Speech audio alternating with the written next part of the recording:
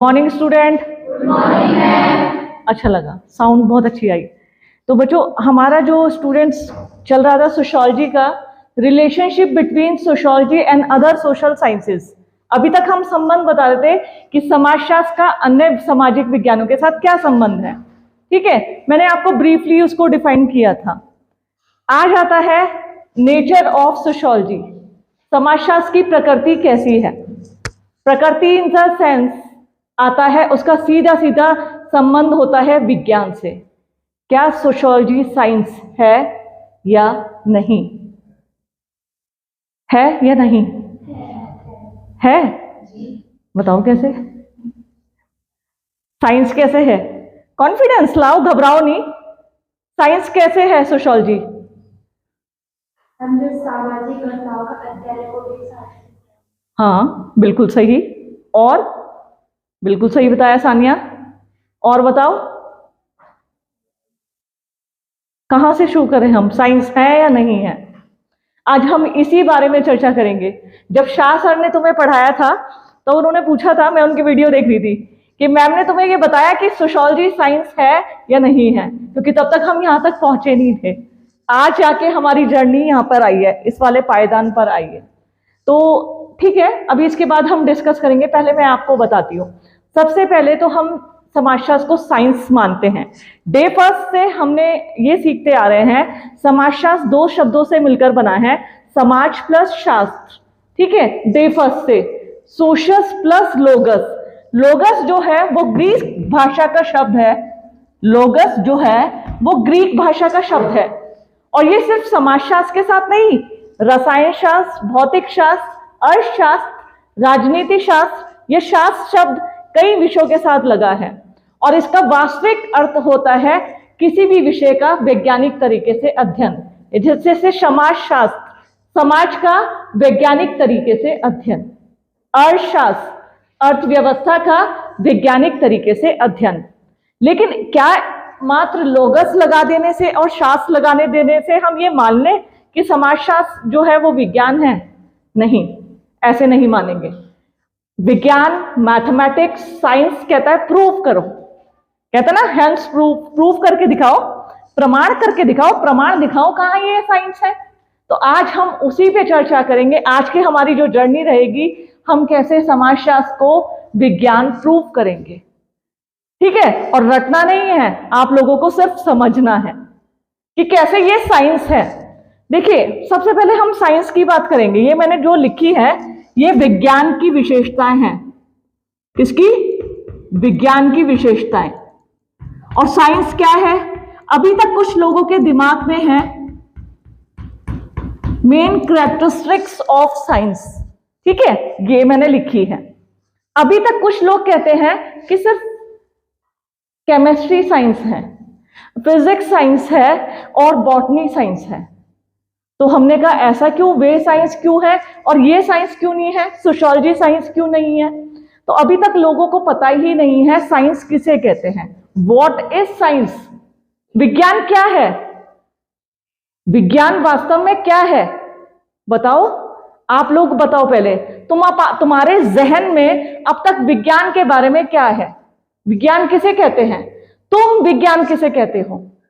क्या तुमने इस चीज पर कभी सोचा है विज्ञान क्या है और हम साइंस क्यों मानते हैं? सिर्फ बीएससी, बैचलर ऑफ साइंस, या बीए, बैचलर ऑफ आर्ट से कभी कभी सोचा है तुमने कि विज्ञान हम इसलिए मानते हैं क्योंकि वो बैचलर ऑफ साइंस है, मास्टर ऑफ साइंस, एमएससी, ऐसे ऐसे आता है कभी ख्याल? इसलिए हम उसे साइंस बोलते हैं। आता है ना? मेरे भी पहले आता था। देखो, समझो मेरी बात। अब तक हमारे जहन में यह था कि हम किसी विषय को साइंस क्यों मानते हैं, ये साइंस के सब्जेक्ट क्यों हैं, या फिर हम इंजीनियरिंग, टेक्नोलॉजी, इसी को साइंस मानते हैं कि जो इंजीनियरिंग है, जो टेक्नोलॉजी है, आईटी है, ठीक है, ये ही साइंस है। जबकि ऐसा नहीं है। ये हमारे लोगों की गलत धारणा चली आ रही है, सिर्फ हम उनको साइंस मानते हैं। वास्तव में विज्ञान किसे माना जाता है? विज्ञान माना जाता है जिसका संबंध पद्धति से होता है, मेथडोलॉजी से। देखो, पॉल पियर्सन ने भी लिखा है, पॉल पियर्सन है, उन्होंने एक डेफिनेशन लिखी है, सभी विज्ञानों की एकता, लिख लीजिए है, सभी विज्ञानों की एकता। ये बहुत डीपली डेफिनेशन है। सभी विज्ञानों की एकता उसकी पद्धति में है, उसकी पद्धति में है, ना कि उसकी विषय सामग्री में।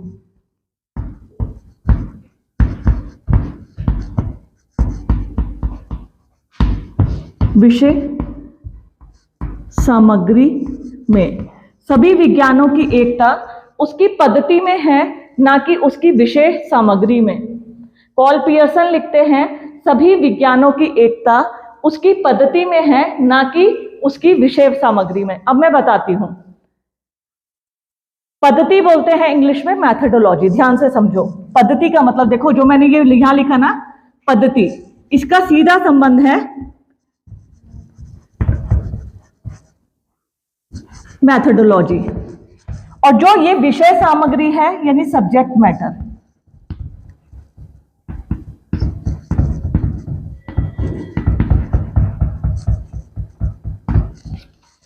मैं साइंस की बात कर रही हूं। मैंने तुमसे कहा केमिस्ट्री को हम साइंस मानते हैं, फिजिक्स को हम साइंस मानते हैं।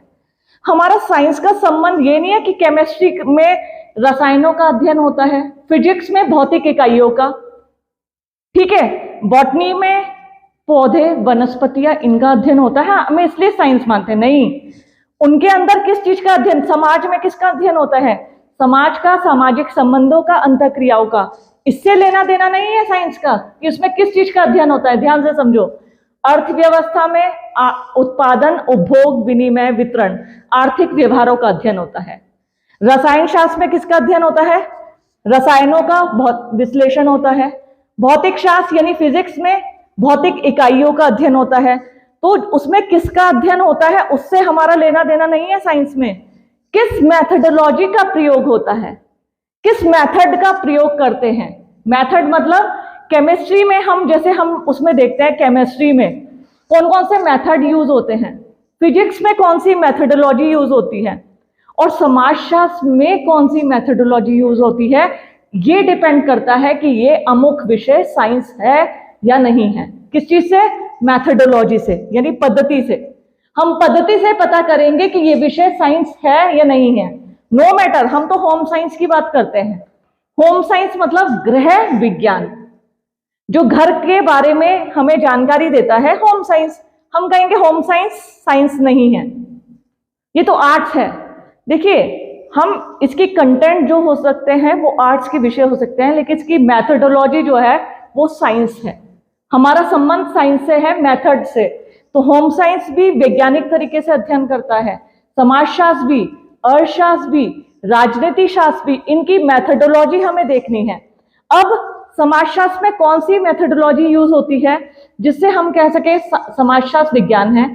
क्योंकि एक तुम्हारे जहन में ये भी प्रश्न उठना चाहिए कि साइंस में जितने हैं उसमें लैब में हम प्रयोग कर सकते हैं, लेबोरेटरीज होती है ना, प्रयोगशालाएं, उसमें हम बहुत सारे प्रयोग कर सकते हैं। रसायनों के बारे में, भौतिक विश्लेषण इकाइयों के बारे में, बॉटनी में, जूलॉजी में, क्योंकि उनमें प्रयोगशालाएं होती हैं, जबकि समाजशास्त्र में प्रयोगशाला नहीं है।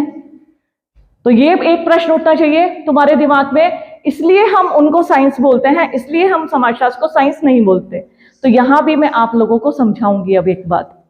देखिए, स्केल तुम्हें पता है ना, स्केल फीता जिससे नापते हैं, लंबाई गुणा चौड़ाई ऊंचाई, कितने मीटर। ये टेबल जो है ये कितने इंच लंबाई है, कितने इंच चौड़ाई है। हमारे पास यदि मेजरमेंट का फीता होगा, मैं नाप के तुम्हें बता दूंगी टेबल की ऊंचाई चौड़ाई लंबाई कितनी है। क्लियर है? इसका वेट कितना है वो भी पता चल जाएगा तराजू से, जब इसको तराजू में रखा जाएगा। इसलिए हम कहते हैं ये साइंस है। क्यों कहा जाता है मनुष्य को कि जो समाजशास्त्र है वो साइंस नहीं है? हम व्यवहारों को तोल नहीं सकते। इसका व्यवहार 2 किलो अच्छा है, इसका व्यवहार 5 किलो अच्छा है। वो 3 मीटर उसकी जो वो है डिसीजन, वो 3 मीटर तक डिसीजन ले सकता है। हम ऐसे तो नहीं कर सकते ना। यहां आके थोड़ा हम स्टक हो जाते हैं, क्योंकि मेजरमेंट की इकाइयों, भौतिक इकाइयों का हम विश्लेषण कर सकते हैं, नाप कर, माप कर, तोल कर। समझो मेरी बात, नाप कर, माप कर और तोल कर हम उनका मेजरमेंट कर सकते हैं। लेकिन क्या तुम्हें पता है समाजशास्त्र में भी पैमाने बन गए हैं। पैमाने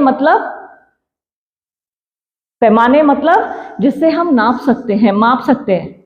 अब तुम कहोगे व्यवहारों को नापने के लिए, यस बिल्कुल।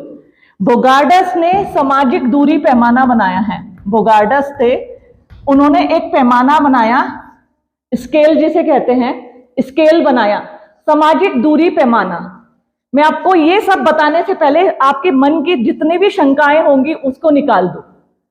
सामाजिक दूरी पैमाने का मतलब सौतेली मां के आने से पहले बच्चे का व्यवहार और घर में सौतेली मां आने के बाद बच्चे का व्यवहार। क्या व्यवहार में कोई परिवर्तन आया है? यदि आया है तो मां को रिस्पॉन्सिबल मान लिया जाता है। सामाजिक दूरी पैमाना तुमने कई बार सॉरी, इलेक्शन टाइम में एग्जिट पोल के लिए कई बार हमारे पोल मत लिए जाते हैं। आप किस सरकार से सहमत हैं, 3-4 ऑप्शन दिए जाते हैं। या फिर कई बार जितने भी न्यूज़पेपर, न्यूज़ चैनल आते हैं उसमें पूछा जाता है हमसे, क्या आप आरक्षण से सहमत हैं? तो उसमें लिखा आता है सहमत, असहमत या न्यूट्रल, ना हम सहमत है ना असहमत। तो इस तरीके से वोटिंग होती है। ये सब पैमाने हैं, मनुष्य के व्यवहारों को, उसके मतों को जानने के पैमाने बने हैं। जरूरी नहीं है उनको हम मीटर या सेंटीमीटर में माप सके, उनको हम इस पैमाने से नापते हैं। जितने भी एग्जिट पोल आते हैं वो हमारे मेजरमेंट की इकाइयां हैं, हमारे मतों के मेजरमेंट की इकाइयां, उनको नापा जाता है। स्केल से भले ही नहीं नापा जाता, लेकिन मैंने एक बार बताया था ना तुम्हें, माहौल क्या है। वो अक्सर लोगों से माइक लेकर न्यूज में पूछते हैं कि आप किसके फेवर में हैं, किस सरकार को अच्छा मानते हैं, किसको वोट देंगे। तो कहने का मतलब ये सब मेजरमेंट की इकाइयां हैं। तो हमारा साइंस का मतलब होता है मेथोडोलॉजी से, पद्धति से, ना कि उसके अंदर किस चीज का अध्ययन हो रहा है। हमें मैटर नहीं करता कि उसके अंदर भौतिक इकाइयों का अध्ययन हो रहा है या मनुष्य का अध्ययन हो रहा है, जानवर का हो रहा है कि वनस्पतियों का हो रहा है कि पशु पक्षियों का हो रहा है, नो मैटर। सब्जेक्ट मैटर से हमारा साइंस का लेना देना नहीं है। साइंस का लेना देना है पद्धति से, मेथोडोलॉजी से, किस मेथड्स का प्रयोग होता है। यहां मैं कुछ अब तुम्हें साइंस की विशेषताएं बताने जा रही हूं, विज्ञान की विशेषताएं। किन विषयों को विज्ञान कहते हैं जिनमें इन विशेषताओं को पाया जा सकता है। सबसे पहले विज्ञान की विशेषता है वैज्ञानिक पद्धति का प्रयोग, यानी साइंटिफिक मेथोडोलॉजी। जितने भी सब्जेक्ट होते हैं जिन्हें हम कहते हैं यहाँ ये साइंस है, तो उसमें साइंटिफिक मेथोडोलॉजी का प्रयोग होता है। साइंटिफिक मेथोडोलॉजी क्या होती है? सिस्टमैटिकली होती है, स्टेप बाय स्टेप, सिस्टमैटिक। और सिस्टमैटिक सिर्फ हम भौतिक या रासायनिक इकाइयों का विश्लेषण नहीं कर सकते, हम मनुष्य का भी विश्लेषण कर सकते हैं। हमारे समाज में संयुक्त परिवार प्रथा जो थी, वो कितने लोग उसके फेवर में हैं, कितने अगेंस्ट हैं। आज से 50 साल पहले जितने भी आप जनगणना देख रहे हैं, जनगणना क्या है? जनगणना है स्टैटिकल मेथोडोलॉजी पर आधारित सांख्यिकी विश्लेषण। और वो किसमें आती है? हम समाजशास्त्र में भी अध्ययन करते हैं। तो ऐसे तो हम जनगणना का मतलब होता है सेंसस, इंग्लिश में बोलते हैं जनगणना को सेंसस।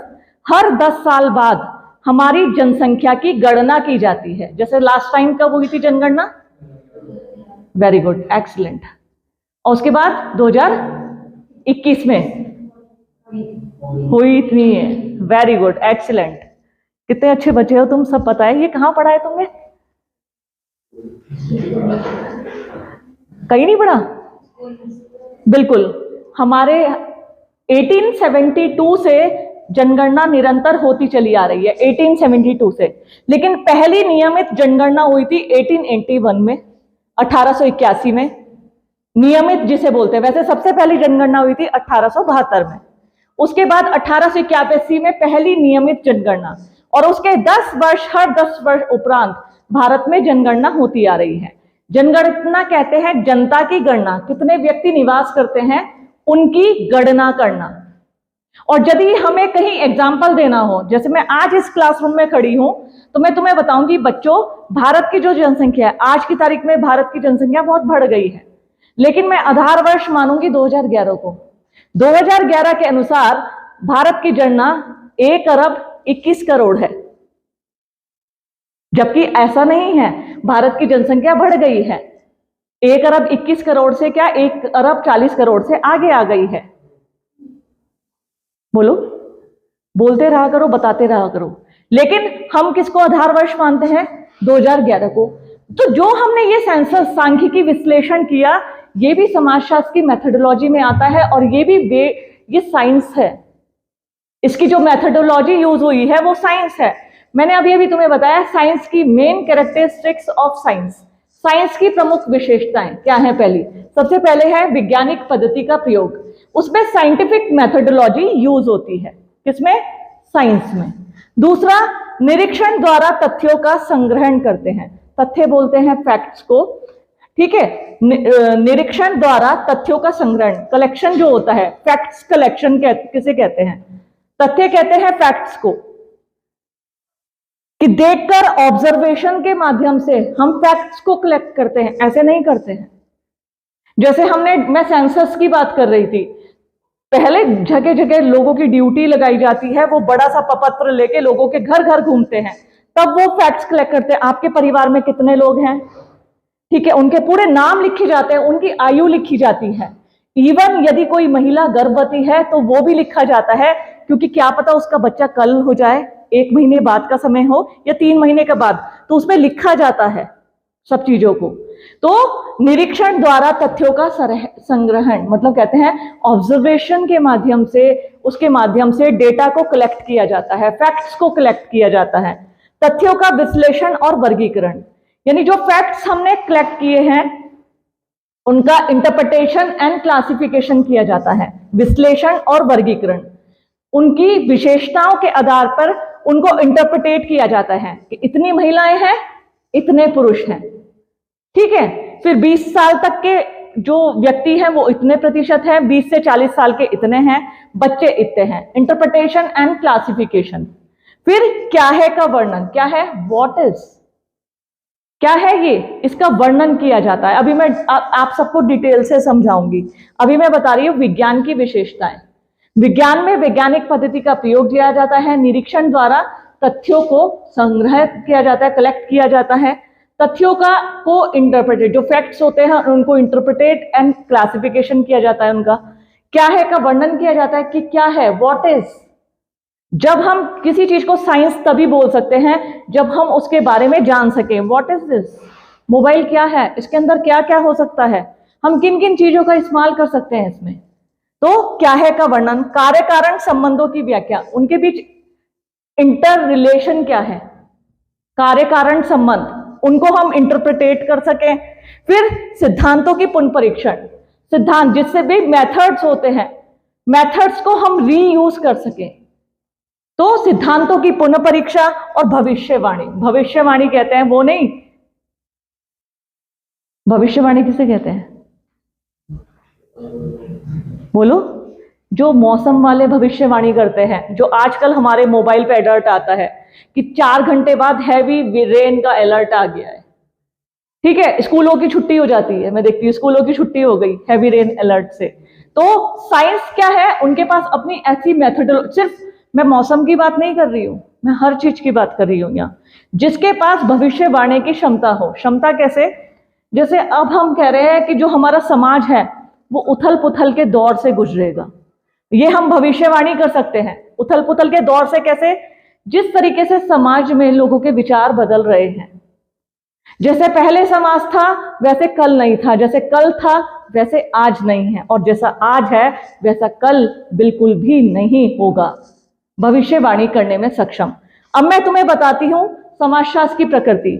जो समाजशास्त्र है उसमें वैज्ञानिक पद्धति का प्रयोग किया जाता है। सबसे पहली बात, समाजशास्त्र में वैज्ञानिक पद्धति का प्रयोग किया जाता है। कौन सी, जो मैंने बताई, सांख्यिकी पद्धति, सामाजिक दूरी पद्धति।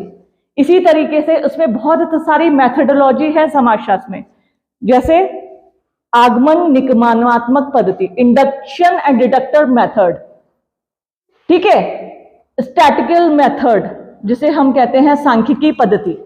तो इन समाजशास्त्र में वैज्ञानिक पद्धति का प्रयोग होता है। सबसे पहला पॉइंट लिखेंगे आप, समाजशास्त्र में वैज्ञानिक पद्धति का प्रयोग होता है। कौन कौन सी?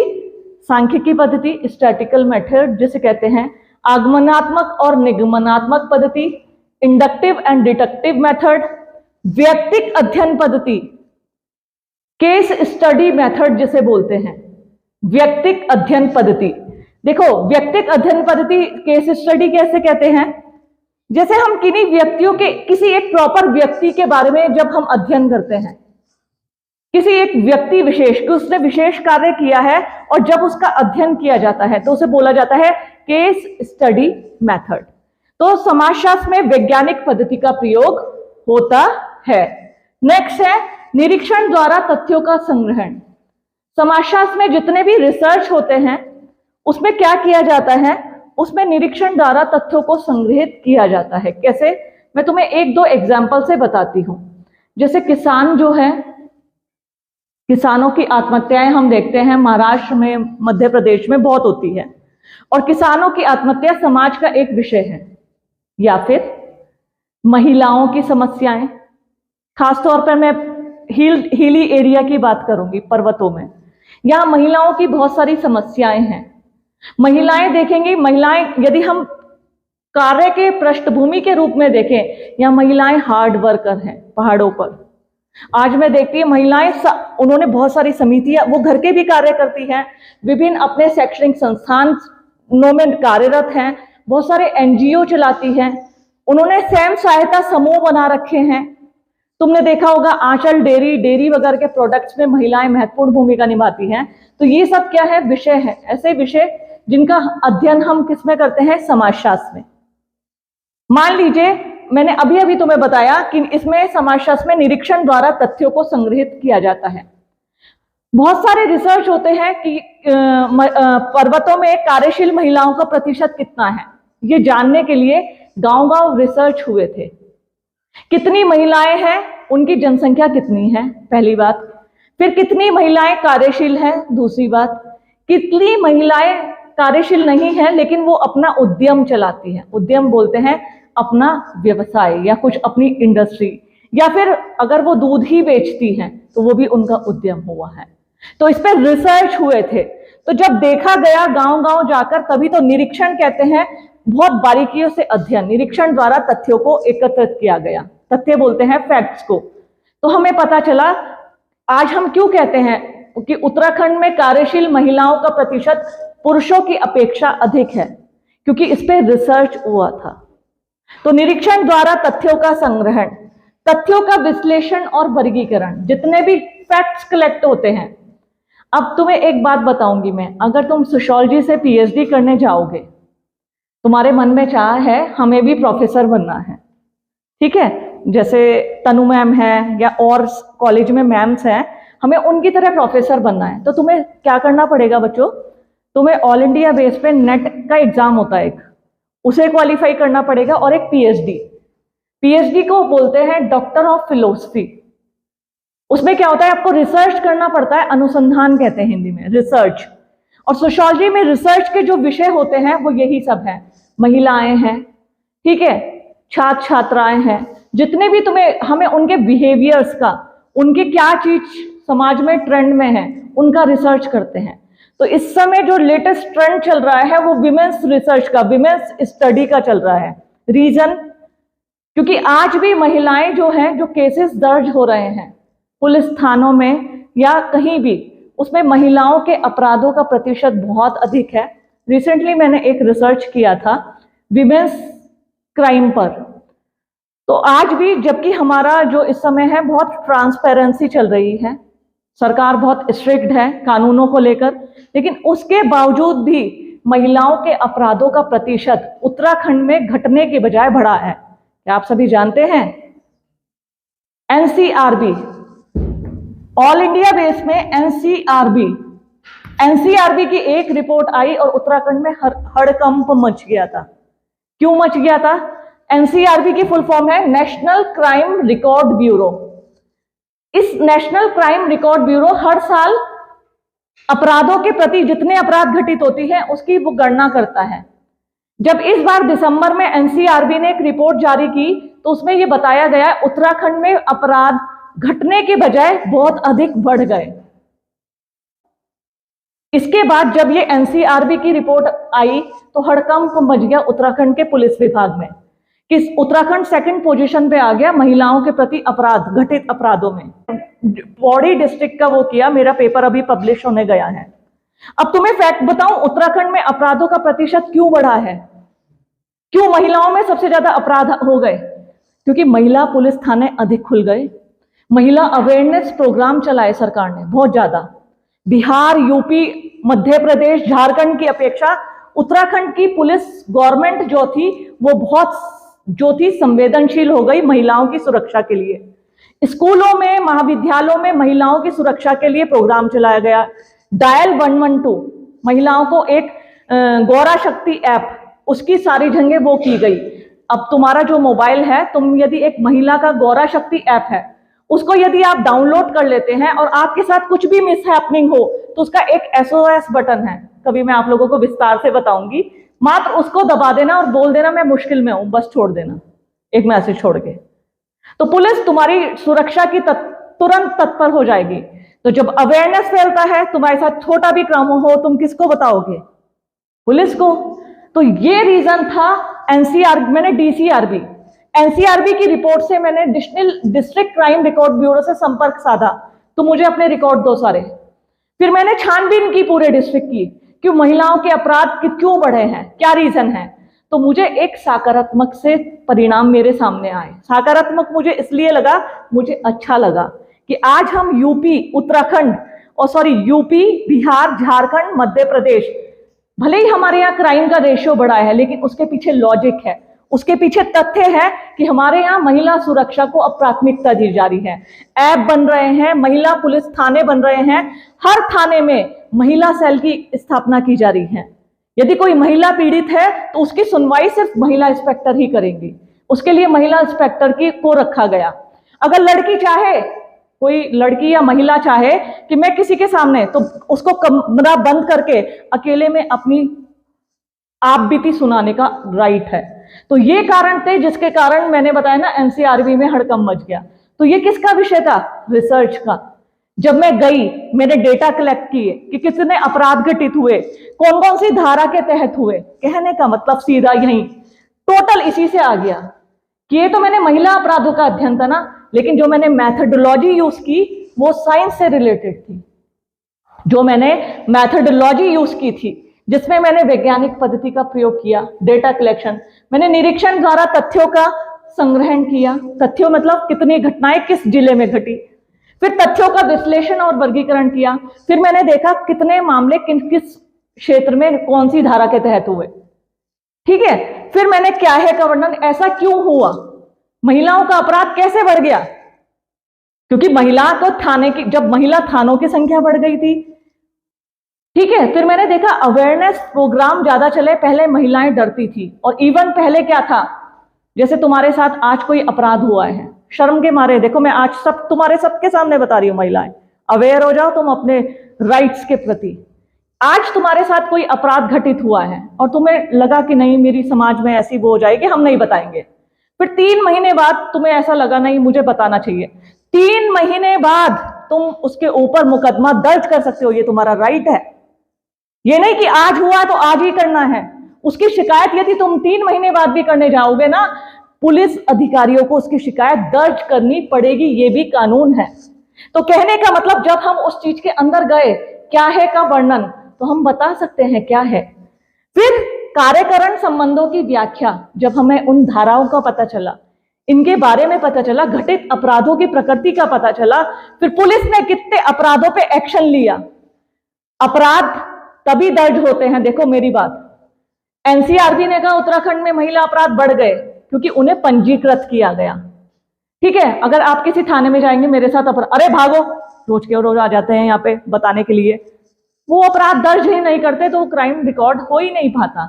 अब आपके पास आपका मोबाइल है, आपको थाने जाने की जरूरत नहीं है, आप एक एप्लीकेशन तो हाथ से लिख दो और उसे अपलोड कर दो ऐप पे, वो मुकदमा दर्ज हो जाएगा। आप ऑनलाइन FIR कर सकते हैं। जरूरी नहीं है आपको किसी के साथ जाना पड़ेगा, थाने जाना पड़ेगा, ऐसा कुछ है ही नहीं। अब सब कुछ ऑनलाइन सुविधा है। तो कार्य कारण संबंधों की जब मैंने व्याख्या की, उसके पीछे कारणों को जाना, क्यों बढ़े भाई ये महिला अपराध, तब मुझे पता चला कि अब महिलाएं अधिकतर फिर सिद्धांतों का पुनः परीक्षण मैंने जानने की कोशिश की कि क्या ये फैक्ट्स हैं।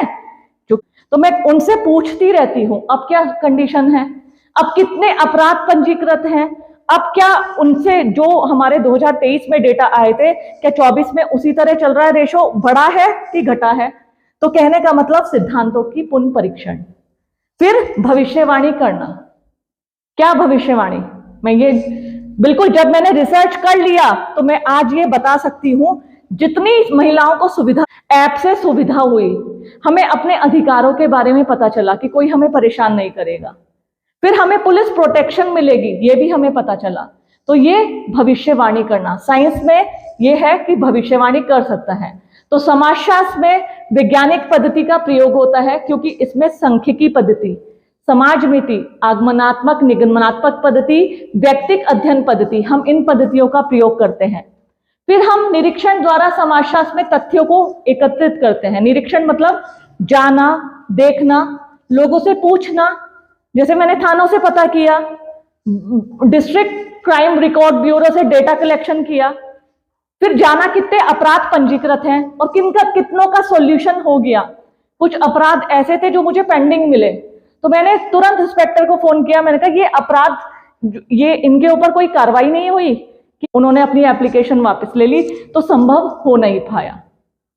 एक पॉक्सो एक्ट होता है, अगर तुम्हें और तुम्हारे लड़कियों के लिए मैं एक दिन स्पेशल वर्कशॉप करूंगी, क्योंकि अब तुम ग्रेजुएशन के स्टूडेंट हो, तुम्हें सब जानना चाहिए व्हाट इज पॉक्सो एक्ट। लड़कों घबराओ नहीं, तुम्हारे लिए भी है, तुम सब भी आना, सच में सब बॉयज भी है। तुम्हारे साथ कोई साइबर क्राइम हो गया, तेरे खाते से पैसे चले गए, प्रिंस अजीत शाह, तो तुम क्या करोगे बताओ। तेरे को अभी अभी मैसेज आया, तेरे अकाउंट से 5,000 रुपए कट गए, क्या करेगा तू? तो टेंशन ले लेगा, और क्या करेगा? थाने जाएगा ना। थाने जाने की जरूरत ही नहीं है, डायल 1930। थाने जाने में जितना टाइम लगेगा, उससे पहले डायल 1930 और बैंक को अपने खाते को तुरंत ब्लॉक करने को बोलना। तभी कहती हूँ अवेयरनेस, टेंशन नहीं लेनी है, अवेयरनेस लानी है कि हम क्या कर सकते हैं। बातें नहीं, इधर आ जाओ, ठीक है। तथ्यों का विश्लेषण और वर्गीकरण, इंटरप्रिटेशन एंड क्लासिफिकेशन, तभी हम कर सकते हैं जब हमारे पास डेटा कलेक्ट हो। तो ये सब है जो हमें बताते हैं कि समाजशास्त्र जो है विज्ञान है या नहीं है। वैसे समाजशास्त्र विज्ञान है। अब कुछ आपत्तियां आती है। समाजशास्त्र एक सामाजिक विज्ञान है, वो प्राकृतिक नेचुरल साइंस नहीं है, ध्यान से समझना। समाजशास्त्र एक सामाजिक विज्ञान है। वो नेचुरल साइंस किसे बोलते हैं? प्राकृतिक विज्ञान। प्राकृतिक विज्ञान बोलते हैं जो केमिस्ट्री, फिजिक्स, बॉटनी, जूलॉजी में बोल रही हो, ये सब है नेचुरल साइंस, प्राकृतिक विज्ञान। समाजशास्त्र है सोशल साइंस, क्योंकि इसमें हम मनुष्य का अध्ययन करते हैं, उसके व्यवहारों का अध्ययन करते हैं। और जैसे व्यवहार आज होते हैं जरूरी नहीं है वैसे कल भी हो, क्योंकि मनुष्य का जो व्यवहार है वो परिवर्तनशील प्रकृति का है। आज हम नाराज हैं, गुस्से में हैं, कल हम खुश हैं और गुस्से में नहीं है, तो हमारा कल का व्यवहार और आज के व्यवहार में अंतर होगा, डेफिनेटली होगा। कल तो हम उदास थे और गुस्से में भी थे, हमारे अंदर गुस्सा भरा हुआ था, लेकिन आज हमारे अंदर ऐसा नहीं है। तो हम मनुष्य के व्यवहारों का अध्ययन कर रहे हैं जो कि जटिल है। जटिल मतलब जिसे समझना मुश्किल है, ठीक है। परिवर्तनशील है क्योंकि परिवर्तित होता रहता है। व्यवहार हो गया, हमारी आदतें होगी, हमारी इंटरेस्ट हो गया, ठीक है। आज मेरा इंटरेस्ट खाना बनाने में है, कल मेरा पढ़ने में होगा, मेरी मर्जी, ठीक है। क्यों हम मनुष्य के व्यवहारों का अध्ययन करते हैं जो कि बहुत जटिल है, परिवर्तनशील उसकी प्रकृति है, जिसे हम समझने बहुत मुश्किल से समझ पाते हैं। इसलिए समाजशास्त्र को सामाजिक विज्ञानों की श्रेणी में रखा गया है, ना कि प्राकृतिक विज्ञानों में। इसलिए समाजशास्त्र विज्ञान है, क्योंकि विज्ञान की जो विशेषताएं होती है समाजशास्त्र की भी वही विशेषताएं हैं कि समाजशास्त्र में सिद्धांतों का प्रयोग किया जाता है, निरीक्षण द्वारा तथ्यों का संकलन और संग्रहण किया जाता है, तथ्यों का विश्लेषण और वर्गीकरण किया जाता है। और ठीक जो मैंने तुम्हें एग्जाम्पल दिया ना विमेन्स क्राइम का, उसी को एग्जाम्पल बना के लिख देना। जैसे हम महिला अपराध, और अगर जो मैंने एनसीआरबी, तुम्हें याद रहेगा कि एनसीआरबी ने 2023 में उत्तराखंड में महिला अपराध का प्रतिशत बहुत अधिक बताया था। तो इन सब को आप एग्जाम्पल दे सकते हैं। क्या है का वर्णन कर सकता है, कार्य कारण संबंधों की व्याख्या कर सकता है, सिद्धांतों की पुनः परीक्षा। पुनः परीक्षा किसे कहते हैं, कोई बताएगा मुझे? मैं तो बता चुकी। रीअसेस करना उसको, पुनः परीक्षा, री एग्जाम बोल लो। पुनः परीक्षा कैसे? जैसे मैंने विमेन्स क्राइम पे किया था, तो मैंने महिलाओं के जो अपराध घटित हुए, फिर मैंने फोन करके दूसरे डिस्ट्रिक्ट में पूछा क्या ऐसा सही है जो अपराधों का, उन्होंने कहा हाँ बिल्कुल सही है, ये पंजीकृत अपराध है और ये सब ऑनलाइन दर्ज हुए हैं। तो सिद्धांतों की पुनः परीक्षा की जाती है और भविष्यवाणी की जा सकती है। और यदि भविष्य में महिलाओं की सुरक्षा के लिए सरकार ने और कदम उठाए और उन्हें दृढ़ता से लागू करेंगे तो महिलाओं के अपराधों का प्रतिशत बढ़ेगा, क्योंकि पहले वो डर के मारे पंजीकरण नहीं कराती थी। तो ये हम भविष्यवाणी कर सकते हैं। तो इसलिए समाजशास्त्र की प्रकृति क्या है? वैज्ञानिक है। इसलिए हम समाजशास्त्र को कह सकते हैं कि समाजशास्त्र विज्ञान है। लेकिन वो कौन सा विज्ञान है? सोशल साइंस, सामाजिक विज्ञान। प्राकृतिक विज्ञान